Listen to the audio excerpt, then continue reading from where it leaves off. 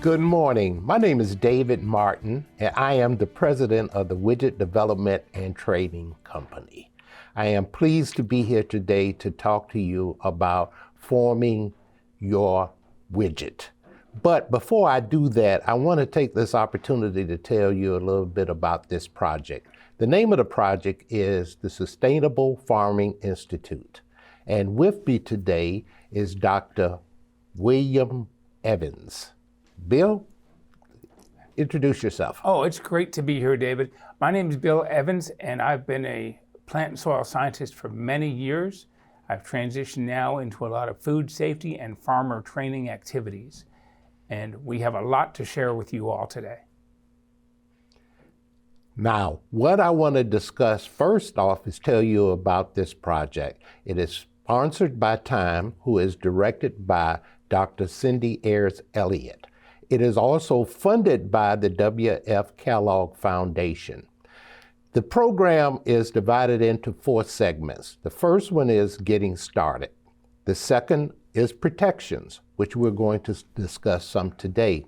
The third segment of this project is production, where we'll talk about animal and produce production. And the last segment deals with marketing, sales, and value added. One of the things that I am noted for is being a value-added specialist. One of the things most people will ask me is, David, what is a widget? Since that is the name of my company. A widget is something that I would consider a thingamajig, or whatchamacallit. We use it as a placeholder. In law school, we use that term as we went through to say maybe Acme Manufacturing is suing Delta Corporation on the development of widgets. And we wanted to get into something that did not specify a specific product. So what we do is help develop products. And that's one of the things that I am working with Time on this project. I happen to be the project manager. One of the things I want to emphasize today is that you can change your career. A lot of people decide they want to go into farming as a second career. Well, I consider myself a stumbler. And what does that entail? I stumbled into some opportunities and then tried to figure out how to make money. My first endeavor was a sausage company. I never envisioned that I would be in the production of sausages. However, life brought it to me. I was doing some development in Atlanta, which is where I've been based for the last 40, 50 years. And I got caught up with eminent domain. The city determined that they wanted my land to do a retention pond. So instead of fighting them, I turned to my team and say, well, I know that there's a sausage company that is available that we could purchase. Is doing fairly well. The owner had recently died. So let me make this clear. I went home and asked my wife for permission to leave what I was doing to learn and to operate a sausage company. Now, for me, sausage was never in my career, and I never imagined. Bill, have you had opportunities like that where you have changed and, shifted from one thing that you were doing to something else? Yeah, absolutely. So I started out in academic science, right? I started out doing vegetable research for Mississippi State University here. And for the last 4 years, I have been working in private industry. And that private industry work has taken me to all different kinds of opportunities, from software development to produce logistics to building high tunnels for growers. You just never know what's going to happen. And you said stumbling. No one knows what's going to come next week. And we're going to give folks a lot of planning stuff today, but you can't know. You have to be ready to take opportunities, and you also have to be ready to let opportunities go. And I'm looking forward to hearing what you're going to say on that, David. Well, one of the things we did, I had the pleasure of having a product that was moved into most of the major grocery store chains in the Southeast. In turn, we were in Sam's Club, we were in Walmart at one time, we were also in Kroger, we were in Publix, we were in a number of grocery stores, and we were involved in a lot of industry food operations. We would go into some of these private individuals that were developing food texture. Then what was interesting, I had an opportunity to get into goat meat, and that's actually where I met Dr. Bill. I was involved with the development of Mississippi Meat Goat Association. And we were here trying to get goat meat. And people say, well, how does that become part of your career? Well, demographics indicated that there were a lot of people coming to this country who ate goat as a product that was part of their diet. Why didn't we consider doing a goat sausage?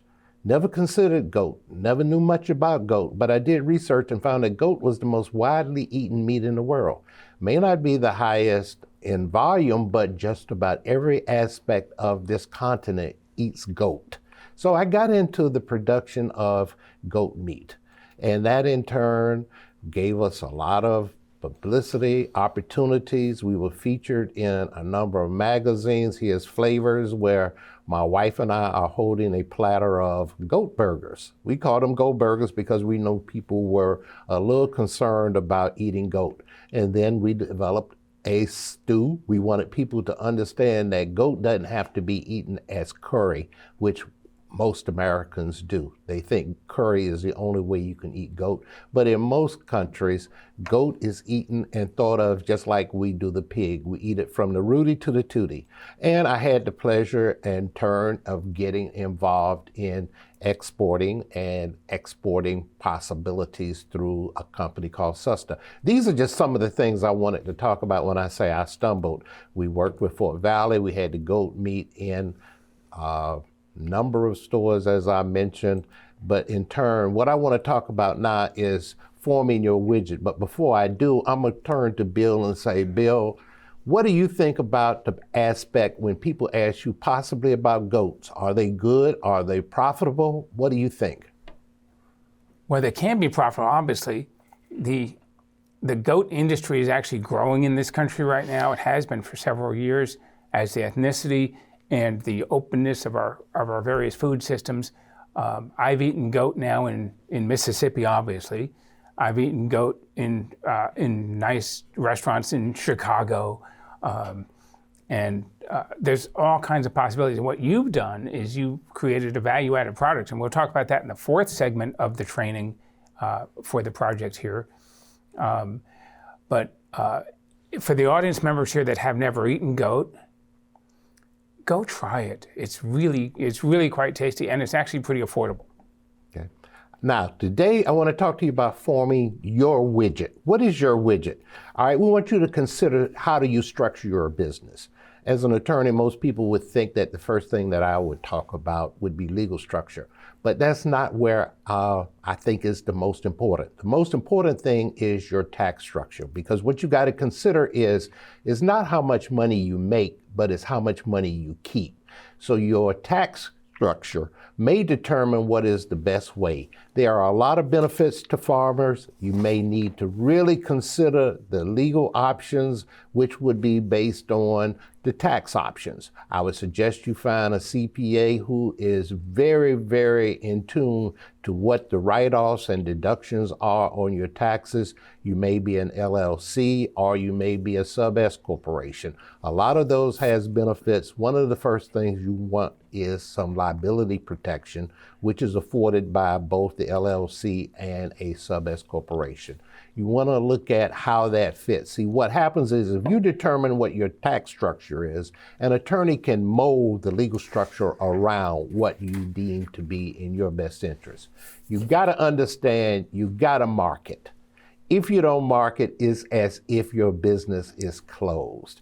People need to know that you are there. We've had products in the stores, but you realize that there are 40 to 50,000 products in a grocery store.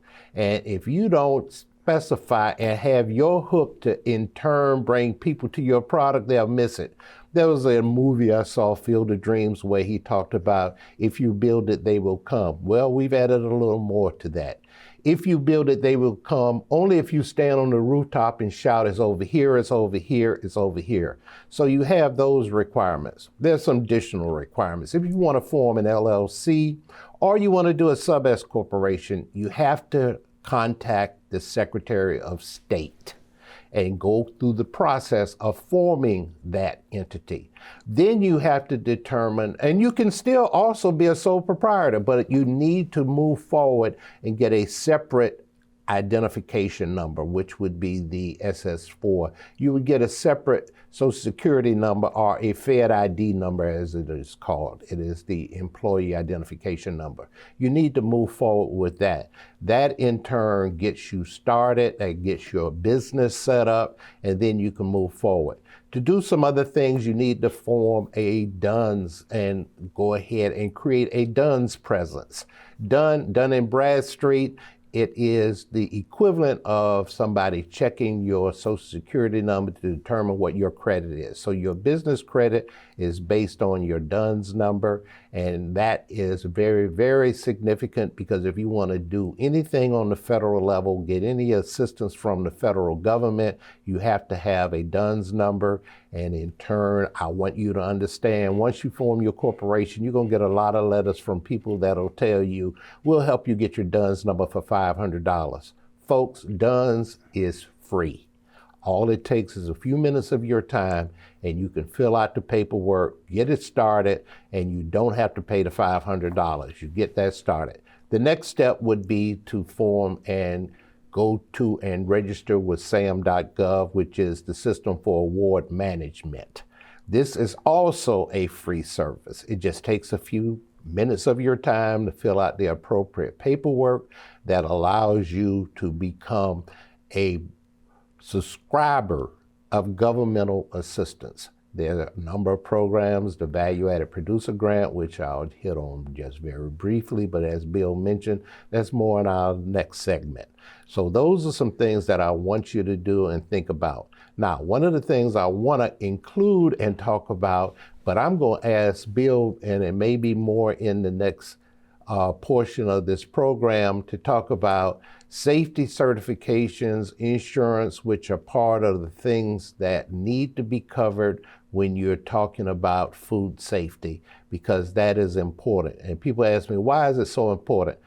I'm just a small farmer. Why do I have to follow regulations? Well, you can kill people, I don't care how large you are. If you don't properly handle your produce, your goods, then you are a risk. And in turn, I'm going to ask Dr. Bill to discuss that. And at this point, Dr. Bill, I don't know if you want to try to do it now or you want to move over, but I'd love for you to talk about some of the things like GAP and good handling and all of the other things that are listed. Well, let me ask you a couple of questions about what you just went through, okay, and then we'll cover food safety things. We'll begin that in the next segment here. I just have a little over a minute here before we take our first break. You talked about a whole bunch of different registrations and things. Does a really small farmer need that to get started? Are there other opportunities outside some of these systems? And if you had to prioritize what to do in that, where would you go? Well, let me just say this. One thing I want farmers to understand is farming is a business. It is not a hobby. So if you're going to be in business, you have to understand there are certain regulations you need to follow. We need to make sure that you're protecting yourself, that you have the legal formation, that you have the registration with the IRS. That's why it becomes very important, because you need to file your taxes. We understand that a lot of people don't want to deal with government because they are concerned about divulging their income. But at the same time, if you don't, then that precludes you from participating in a lot of federal government programs like NRCS, FSA. All of those have programs that benefit the farmer. So you have to understand you got to do these things to take advantage of that, or you will be rejected and not included. You got to get a farm number, which comes from Farm Service Agency. NRCS has an EQIP program, which can help you get a high tunnel, drip irrigation, well, cross fencing, and then you can deal with some conservation easements if you have timber and you're not ready to cut it out, or you have some land. You can't do those programs unless you have gone through and completed those regulatory steps that I talked about. Yeah, you can skip it, but that means you miss out on a lot of opportunities. That EQIP program is a cost share. They don't like me saying it's a grant because you might end up paying 10%. They'll cover 90, or they may do 80 and you can do 20. But these are programs that are available to you, but if you don't go through the regulatory requirements, you will not be able to participate and submit an application to get those funds. So yeah, you can sit back and say, I don't want to do that. I don't want to tell people my business. Well, you know, it's that old adage of, if you have something and you keep it in your fist and you keep your fist closed because you don't want it to get out, the same thing happens is nothing can get in. We'll go into a few more things about that and some begin our food safety talks after this break.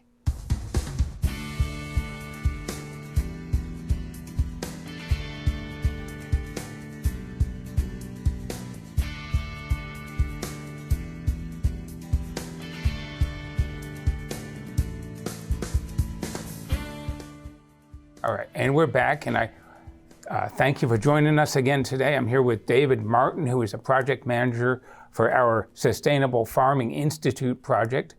And the project is a project of Time Incorporated here in Mississippi, and it's sponsored by the W.F. Kellogg Foundation.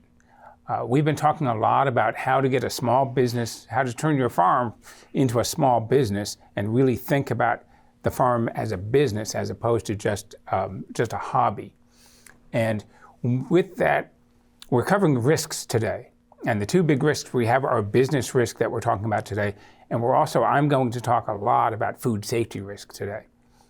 And I want people who are here both in the meat goat area or other meat products, livestock products, things like that, and the fruit and vegetable side of things, as well as, heck, the flowers and other parts of farming that you might do, even wheat and grains and hay and forage, all of that stuff is covered by these aspects. There's different food safety regulations for each of those aspects. I'm going to focus on fruits and vegetables today because that's my expertise. But what I say, a lot of it will apply in general and sometimes specific terms to livestock production, to animal feed production, forage and hay these days, as well as the processing and value-added production that David talked about a few minutes ago. David, before I get started, what did you face when you started your sausage company in terms of food safety? What were some of the things that surprised you in it, and what did you learn early on? Early on, we realized that we had to comply with USDA restrictions, and we had to comply with USDA regulations. And there are different regulations depending on, for instance, whether you have a fully cooked product or whether you have a smoked and not fully cooked product. See, our product was not fully cooked.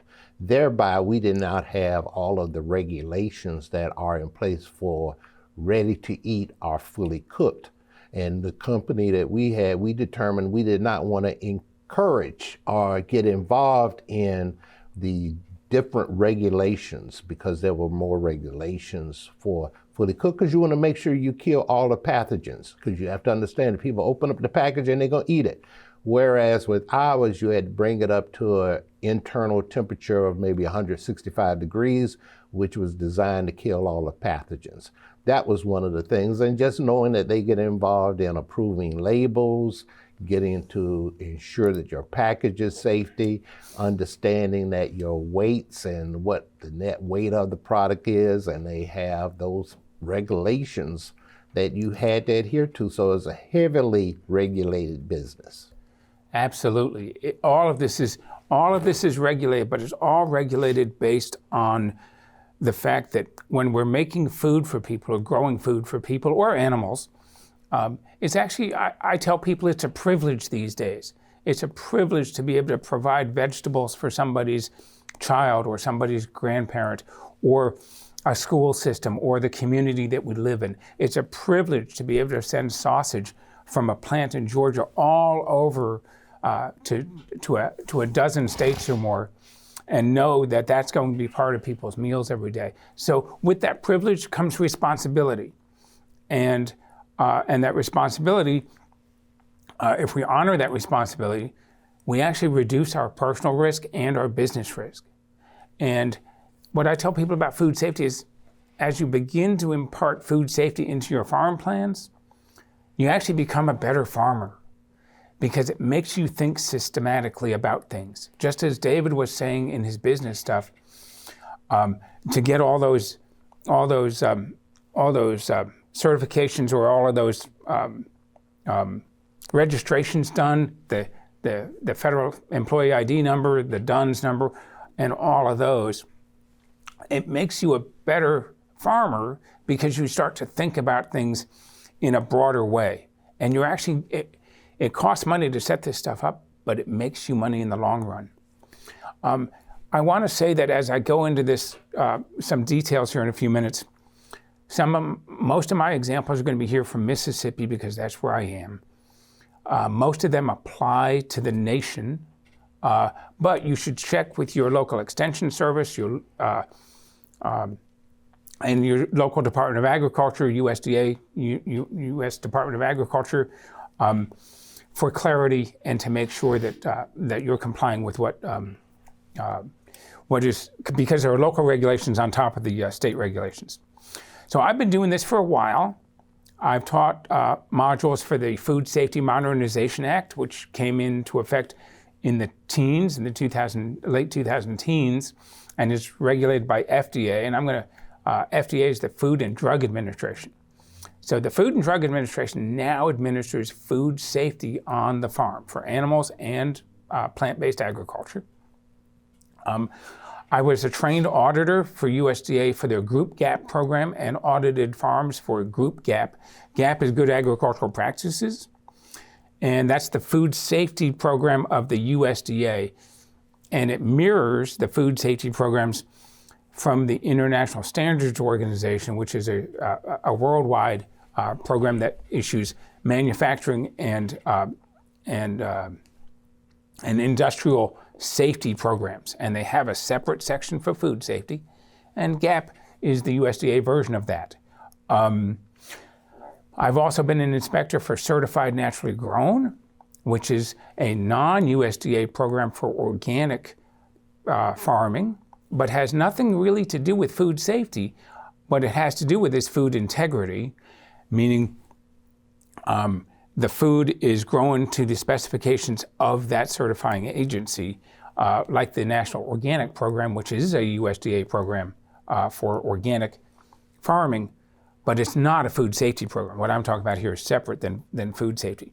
David, your sausage was not an organic product. It's not an organic product, correct? No, it was not. And, let's talk also about the goat, how that differed. Now, there were two ways we processed goat. We did the traditional and we did halal. And for those that don't know what halal is, as I describe it, as halal is to Muslims as kosher is to the Jewish community. You had to handle and deal with that animal in a certain way so that you could get that certification of halal, and it dealt with the manner in which you harvested the animal. So, there were still some regulations of what we did, but no, we just found that trying to do organic was not going to work because we couldn't be assured that the fields that the goats were grazing on or the pigs that we were using in the pork or the turkey that we used to make sausage was not contaminated by, let's say, aerial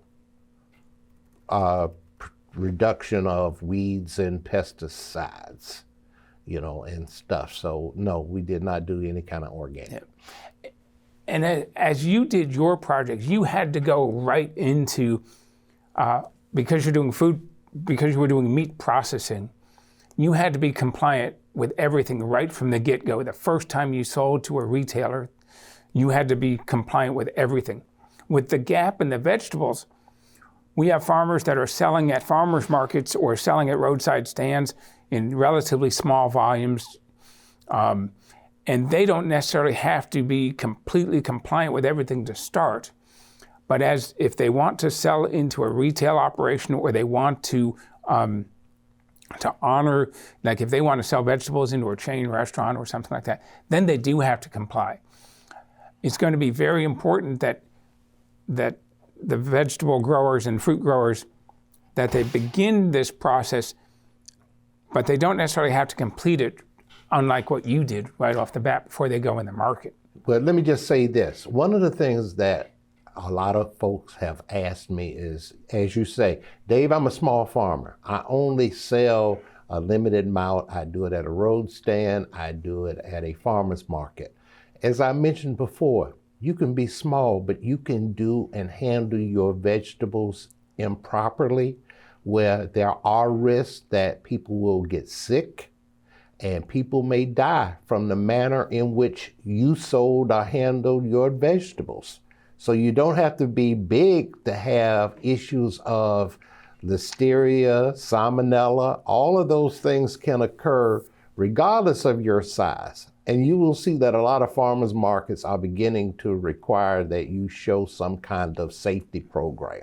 Absolutely, absolutely. So, so as you think about this, as if you are, as a vegetable or fruit grower, you have to think, regardless of when your inspection is or when your audit is, you have to think and get ready for this. And it takes a minute to go from being a non-compliant farm, if you will, to one that is readying for compliance and readying and just upping their game. What David is talking about is really upping your game, becoming really a business as opposed to a hobby. And Bill, I have a question for you. Tell them, what does GAP mean, and what kind of things can they expect and have to show, let's say, during a GAP audit? Well, so GAP is good agricultural practices. What it means for food safety is keeping the food safe, is minimizing contamination, and assuring proper handling so that contamination doesn't occur. The farmer is responsible from everything from when he or she buys their seed all the way to the time that produce leaves and goes into a consumer's or customer's hands. So everything in there is covered by GAP, and is covered by FSMA, the Food Safety Modernization Act. So that's regulatory, and you can actually be fined once you get to about $30,000 in sales, in covered sales. Then you have to comply with FSMA no matter what. And there are actually fines associated with FSMA. So don't mean to scare anyone, but that's really, really, really real. The GAP audits and harmonized GAP, which is a more broad GAP program that is harmonized with that international standard that I talked about. That's why they call it harmonized. Those standards are actually voluntary certifications, but if you want to sell to anyone who then resells to a consumer, if you want to sell to a grocery store, a restaurant, all that, you have to get a certification like GAP in addition to be FSMA compliant. So what is covered in GAP? So what's covered in GAP? There are three main things in GAP that you have to be aware of that are really important in food safety. And we're going to get into these three over this segment and the next segment. The big three are: keep things clean, water is your friend and your enemy, and if you didn't write it down, it didn't happen. If you didn't write it down, it didn't happen. Record keeping, it's relatively easy to keep things clean once you set up systems. It's relatively easy to understand your water system and manage that. It's really difficult to sit down at the end of the day or take a pause in the middle of the day and write things down. We're going to talk all about that here going forward. David, what sort of record keeping was involved in in your programs? I mean, we had to show when the meat was received, what temperature it was received, where and how we processed it, what was the temperature.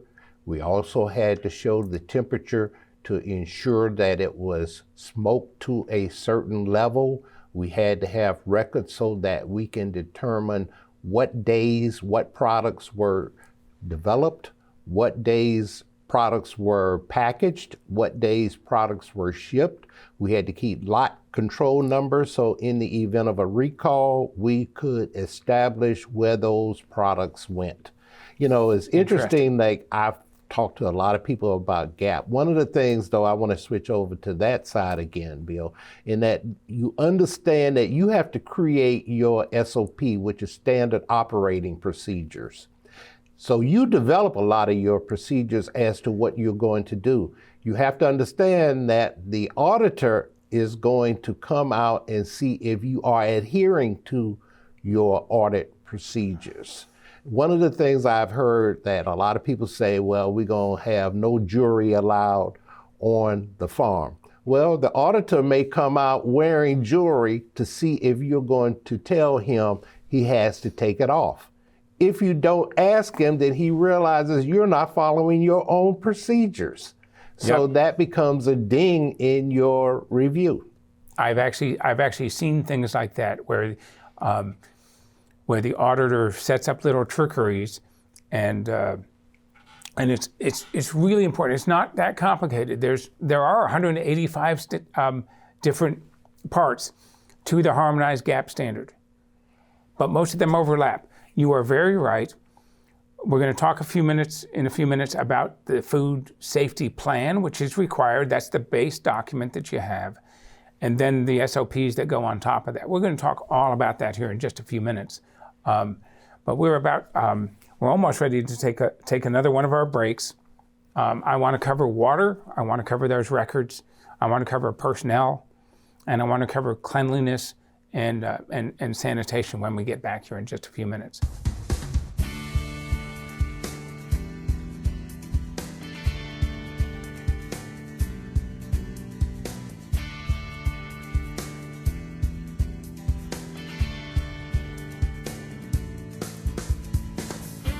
Hello again. My name is Bill Evans, and I'm a consulting horticultural specialist and food safety specialist for this project, which is the Sustainable Farming Institute. It is produced by Time Incorporated, and it is sponsored by the W.F. Kellogg Foundation. I'm here today with David Martin. And David, introduce yourself again, please. All right, David Martin, president of the Widget Development Program, and I am also program manager for the Sustainable Farming Institute, sponsored by Time Inc. Excellent, excellent. We were talking about food safety a little bit ago, and I want to go into some details about some of the things we can do on the farm that we have to do if we're GAP certified, but also that we can do even if we're not GAP certified, to have a professional food safety program on our farm. And we talked a little bit about record keeping a few minutes ago. It is important to write things down. It's important to have a food safety plan that can be complicated or it can be very simple. It could simply be just one or two pieces of paper. It says, this is who's in charge. This is the generalities of what we're going to do on the farm in terms of food safety. This is what we're going to do when we have a problem. And this is how we're going to address correcting those problems. And this is how we're going to keep records for what we did in all of that. That's really the basis of a food safety plan. That's really the basis of it. But within food safety, I said before, there's three things. There's three things that are really critical. And these are the general things that underlie all of these food safety programs around the world. Keeping things clean, knowing that water can be your friend and your enemy, and these record-keeping things. And we've covered record-keeping pretty well right now. But let's talk a little bit about water first off. Water in agriculture is really important, right? We use it to irrigate crops. We use it to wash our hands. We use it to wash buckets and tend things. We use it to move produce around. When you're in a big, like a big apple packing plant, you'll see flumes, just like a log flume at an amusement park. You'll see apples and things riding along in these flumes. So it's very important that that water come from a clean source and that you document, and this is required, that you document that it came from a clean source. In general, these days, we recommend municipal water or well water. The cost of managing a surface water system in a certified food safety program is really too high these days for all but the very biggest of farms. They do it out in California all the time because they have canals and things. Here in Mississippi, our small farmers, you're much better off getting a well or using municipal water to manage your any water that contacts produce or contacts surfaces that contact produce has to be managed and certified as clean and not having any human pathogens in it. And that's relatively easy to do. So we have production water, and that's the water that's out in the field or in the greenhouse or in a high tunnel. Then we have post-harvest water. That's the water we use to wash produce, to clean the floors and the tables and things, to wash our vehicles, things like that. You don't think about it. Your vehicle has to be clean.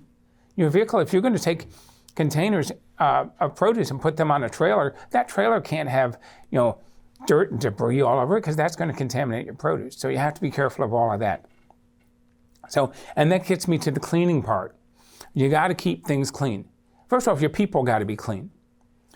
Don't, make sure people come to work in clean clothes. Make sure their boots and stuff that they haven't been on an animal farm before they go into the vegetable field because their boots could be contaminated with animal waste.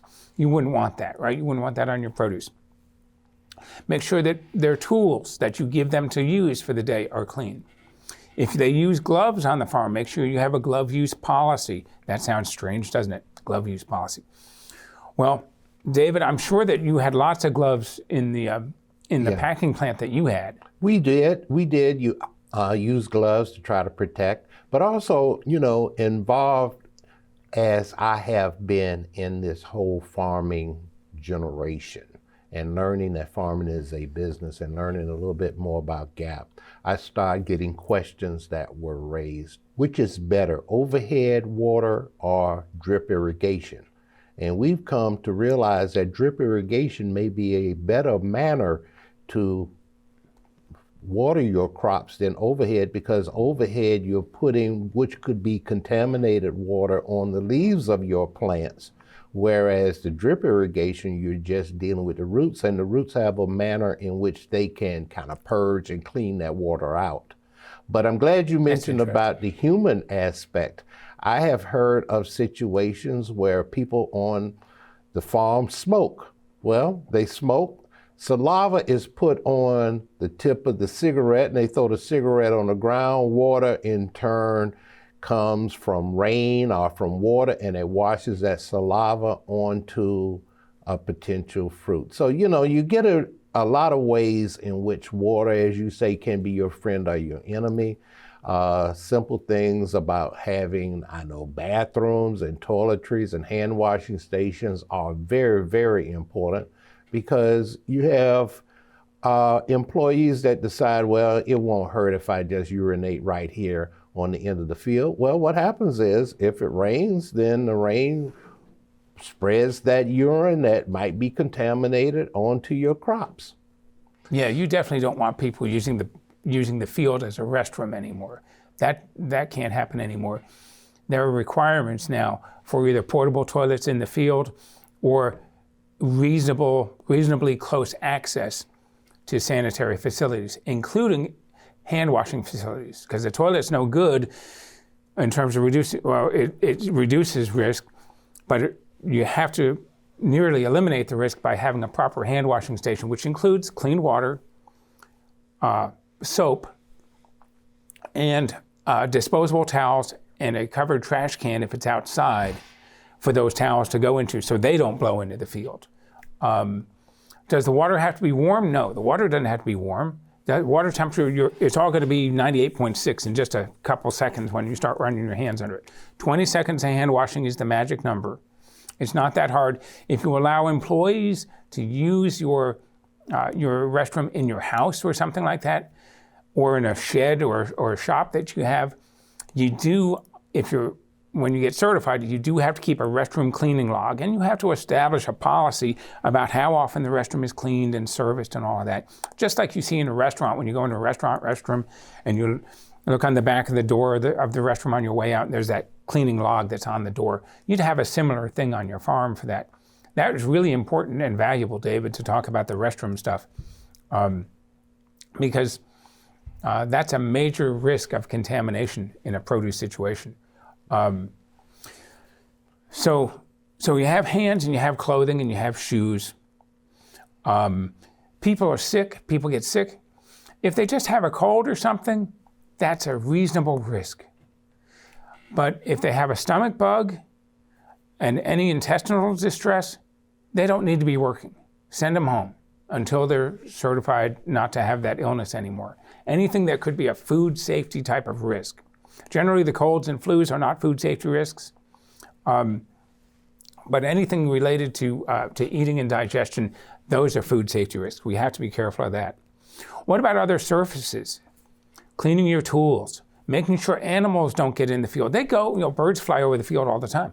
Well, we can inspect before we start harvesting and check for waste products and avoid harvesting those areas that might be contaminated. If we see that a deer has gone through the field and done their thing in the field, well, we can flag off a few plants around that area, and then come back after harvest and clean up that waste. We don't necessarily want to start doing a bunch of cleaning of contaminated produce before we harvest, because now that stuff might be on our workers before we go and harvest. So we harvest around that area and then come back. That's an interesting one. Tables and grading facilities, all of that stuff should be sanitized, and there's easy sanitation programs for that before you start sorting produce on it. Containers, boxes, we don't want to reuse cardboard boxes anymore for produce handling because the cardboard can't be sanitized. It can't be washed and sanitized. We can use cardboard for single-use packaging, but not for repeat-use packaging. For repeat use, for harvest buckets and for repeat packaging like you see those plastic crates all the time, those are great because we can wash those, and washing means getting rid of dirt, and then we sanitize. You can't sanitize before you wash because you can't sanitize a clump of dirt. So we wash stuff and then we sanitize. All of these impervious or plastics that don't let stuff into them, they're very good as produce containers. The tables and all of the things that we use to hold them, if we have a cooler, we may have a cooler that we use for what's called food quality, and that's not the same as food safety. Food quality means we just want to keep stuff in good shape. Food safety means we want to minimize the amount of contamination that goes into it. Let's see. Well, I got something I want to raise with you, Bill.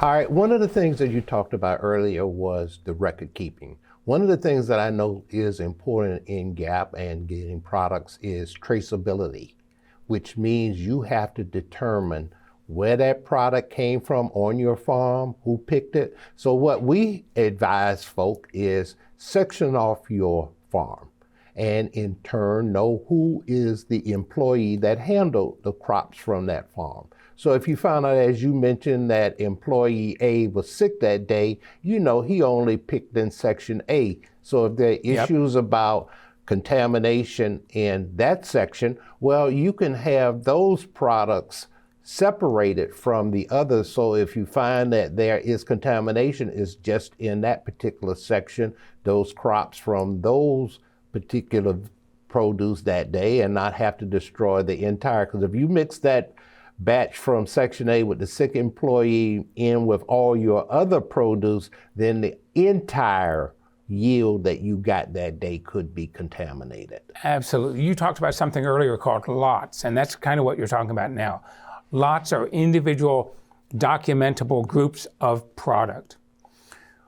You could, on a small farm, you could have everything that was harvested in a single day be a group lot.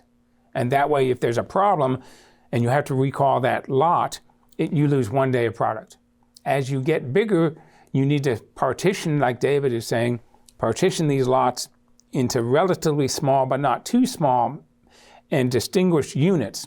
So you might have yellow squash in field A as a lot that was picked that day, but tomorrow's yellow squash from the same field is a different lot, so that if you have to recall yesterday's squash, you don't have to recall today's squash because you can't distinguish which box it came out of and which lot it came out of. So lots are good for managing risk of loss from having a contamination issue or any other issue for that matter. So lots are very important. Traceback means you go back one step. So I have yellow squash, and I go back one step because I know that I bought the plants from Herbie's greenhouse down the way, and Sally delivered them from Herbie's greenhouse, 45 days ago to my farm. So I can trace back my squash to those plants if there's a contamination issue with those, and we can figure out where along the chain that came. That's one step back. I actually don't have any responsibility to go 2 steps back on that trace. I do not need to be able to report where Herbie's greenhouse bought their seeds or trays. That's Herbie's responsibility to maintain that next step back. I do have a responsibility to be able to go 1 step forward, and that goes into recall. So if I sell squash to Big Blue Box store, then I need to be able to call them up and say, I'm doing a mock recall, and I just want to make sure that I have the correct record of your contact there at the store, and you can confirm that you bought squash from me. And that's really all you have to do in a mock recall. You just got to be able to document that you can trace forward where your product went. Recall is a pretty important part of all of this. Hopefully none of us will ever have to do a recall, but they really happen. And they can be devastating if you don't have a proper lot system going on and all of that. That's a really important set of records, David. It is. And it becomes very important when you think about things that have to be done. One of the things we encourage people is to have product liability insurance.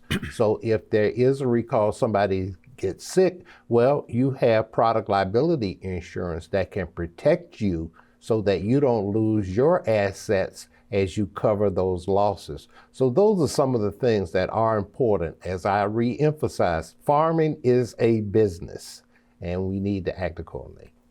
Absolutely. And we'll be back with one more segment after this.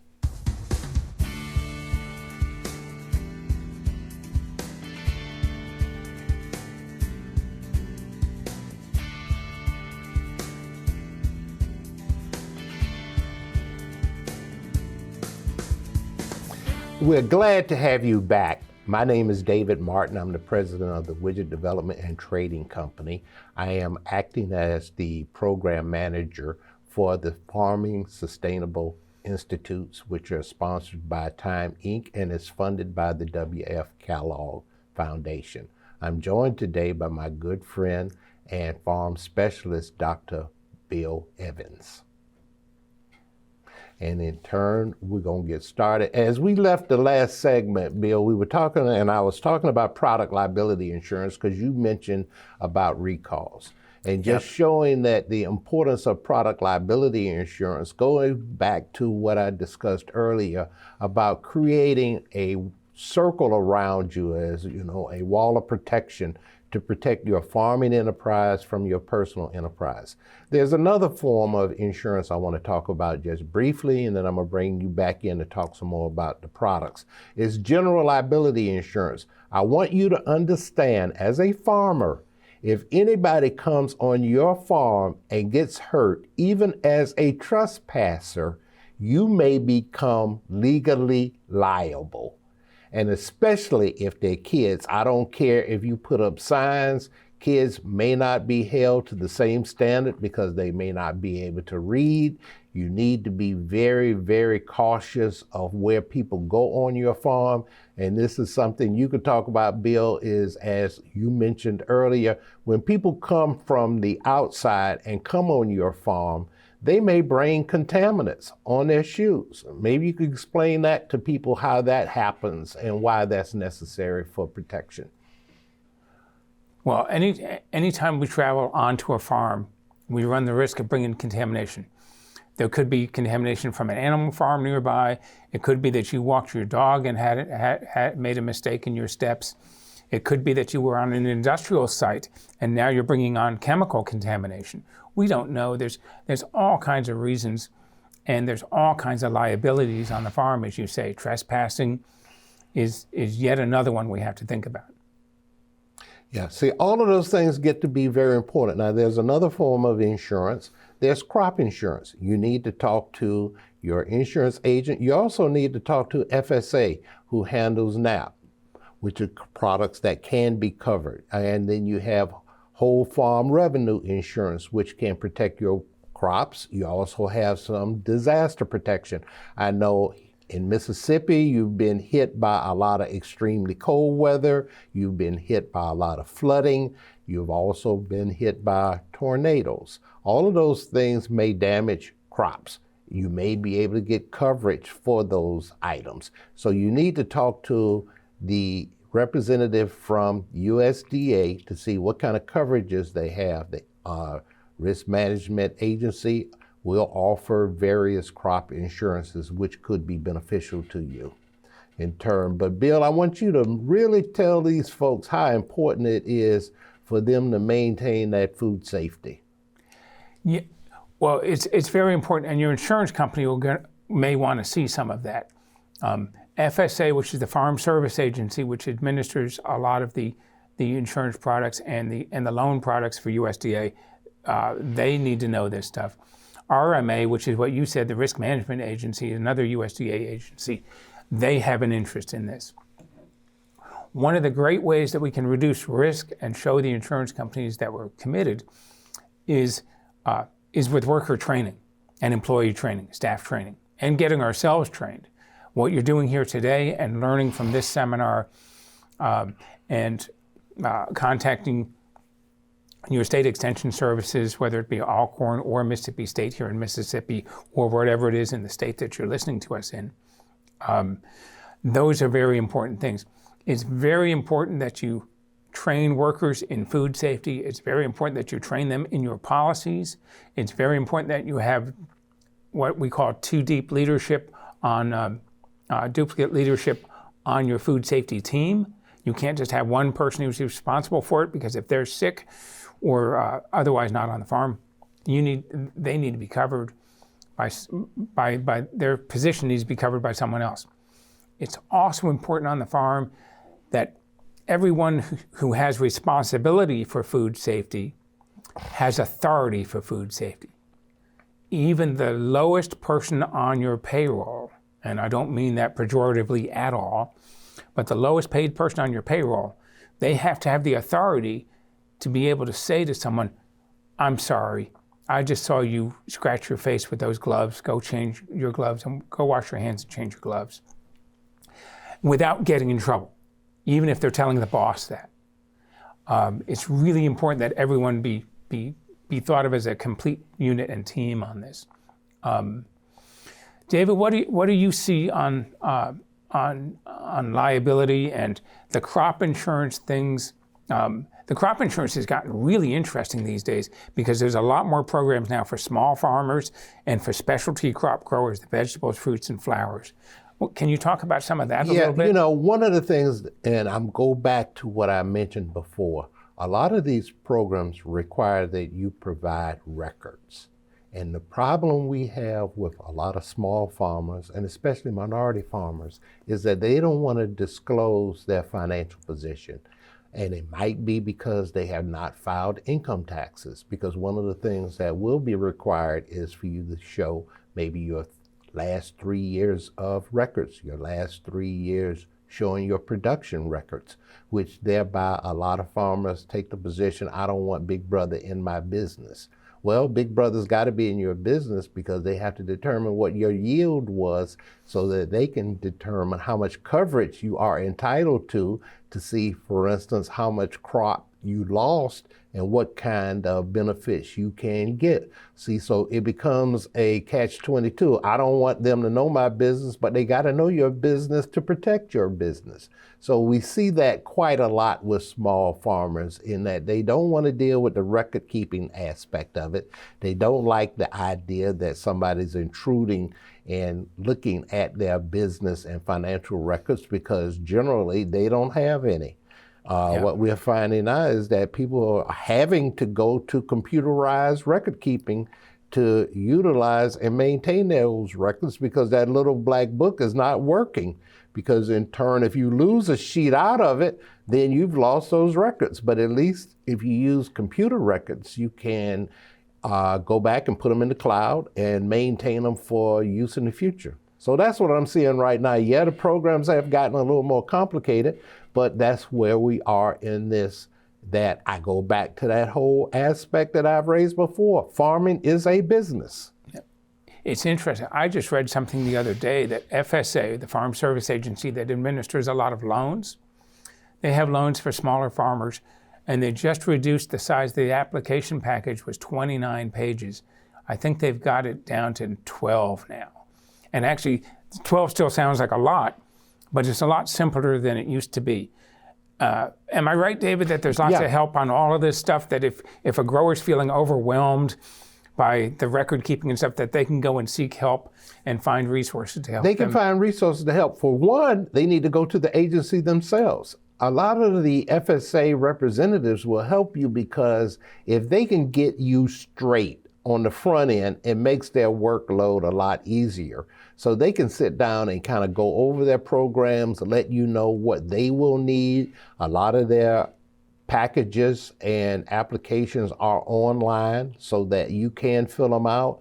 They will take some of the records. If you can demonstrate that you have maintained records over the past couple of years on computer, then you can use those, that you don't have to then waste time filling out the application. You can just attach that as an addendum to your application. So I hate to say it, Bill, but what we're learning is we gotta wake up and we have to become members of the 21st century, and we have to understand that you're going to be a 21st century farmer.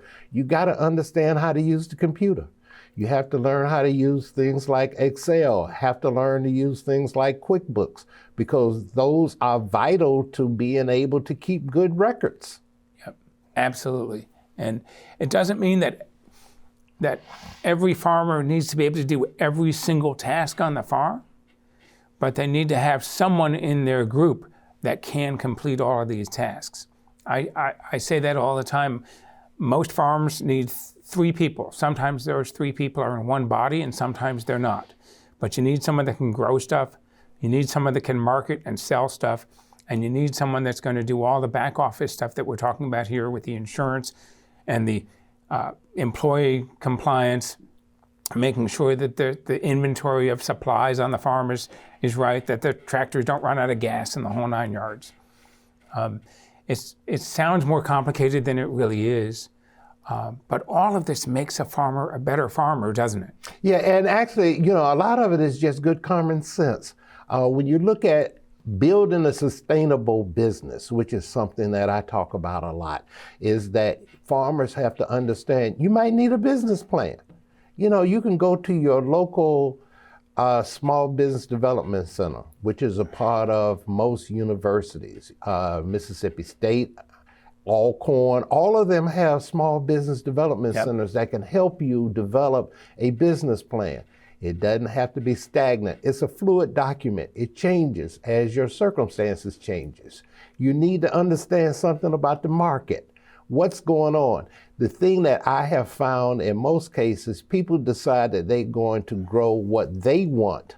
But the problem is what they want may not be what the consumer wants, because they have not taken the time to try to inquire what is needed in the marketplace. They are like, well, I grow tomatoes. Well, 20 people grow tomatoes. What about you growing something different, like maybe Swiss chard or some okra, or something that is more of a high value produce. I went in a grocery store and looked at Swiss chard, which is similar, it's a leafy vegetable.